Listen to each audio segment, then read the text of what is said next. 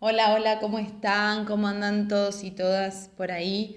Hoy quiero hablarles acerca de los trastornos de alimentación en este día donde se reconoce, ¿no? Y se habla de esta dificultad que hay a nivel social, que tiene que ver con un montón de cosas, pero sobre todo con la emoción con la que como. Esto es importante que nosotros lo tengamos en cuenta porque a veces creemos que el alimento queda fuera de nuestras emociones y es como cualquier conflicto que nosotros tenemos a nivel físico o a nivel vincular o a nivel general.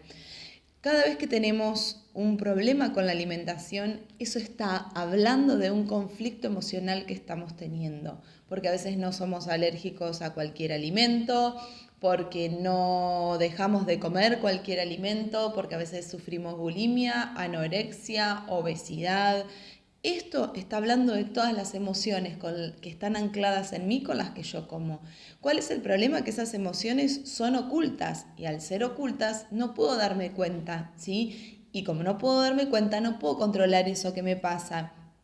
Y entonces tengo una necesidad incansable de comer y después de que termino de comer, que me programé ese momento para comer, siento una culpa espantosa, horrible y quiero sacar todo de ahí adentro, pero en realidad tiene que ver con emociones que están relacionados con el alimento, con mamá, con estas cuestiones vinculares, esta necesidad de tener la mamá dentro mío. Recordemos que nosotros estamos todo el tiempo trabajando a través de símbolos.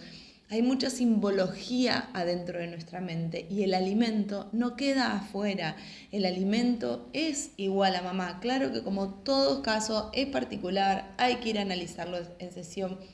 Pero quiero hoy hablar de esto porque me parece súper importante y le estoy hablando yo, una persona que hasta mis 13 años he sido obesa, he tenido obesidad, después de ahí he tenido grandes trastornos de alimentación, he pasado por la bulimia, he pasado por la anorexia, me he alimentado horrible, he elegido cualquier comida menos la saludable para mi cuerpo, no había una proporción de un 80 saludable y un 20 para comer algo que no sé, que tal vez supiera que no fuera tan saludable para mi cuerpo, sino que estaba todo desorganizado, todo mal. Pero ¿cómo lo logré?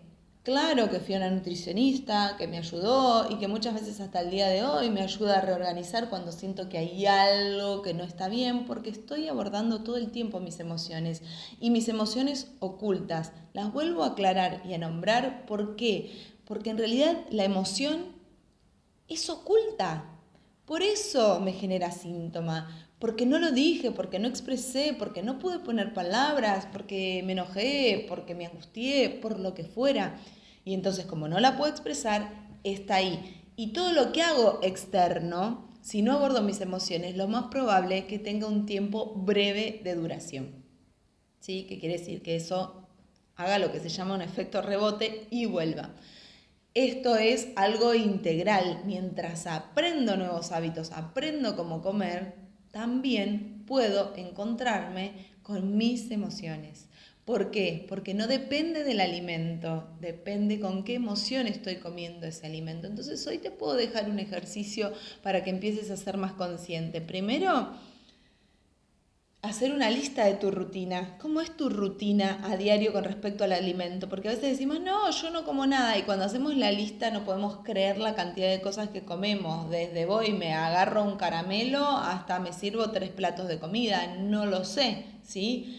Pero esto de poder ser consciente, siempre digo que por lo menos tengo que hacerlo durante una semana. Todos los días escribo de manera detallada qué como, soy consciente, observo. Luego de esa semana, ¿qué hago? Lo leo, veo qué hay ahí, ¿no? Y empiezo a prestar atención. Cada vez que como, ¿en qué horario comí? ¿No? Y cada vez que como, ¿qué emoción hay atrás? Estoy angustiada y me senté a comer. El día que tal vez discutí con alguien, en lugar de comerme un plato, me comí 3. Bueno, soy yo quien puede descubrir qué está pasando internamente, pero para eso tengo que comenzar a hacer un recorrido hacia adentro.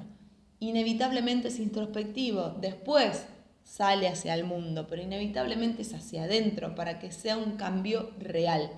Entonces, claro que se puede superar, claro que sí, pero nosotros debemos trabajar internamente en nosotros. Claro que vivimos en una sociedad que el modelo físico fue mutando muchísimo y hoy los modelos que hay en la televisión, sí, son reales para ese tipo de cuerpos, pero la verdad que la gran mayoría de los seres humanos no tenemos esos cuerpos. Entonces, lo que es importante saber que eso es una imagen que nos representa socialmente, pero somos nosotros los que tenemos la vara de ver cuánto nos influye eso o no, ¿sí? Y recuerden que la adolescencia es un momento de cambio, de transformación, y eso es lo que hace que nosotros estemos como más vulnerables en ese momento, pero siempre tiene que ver con un gran recorrido que vinimos haciendo.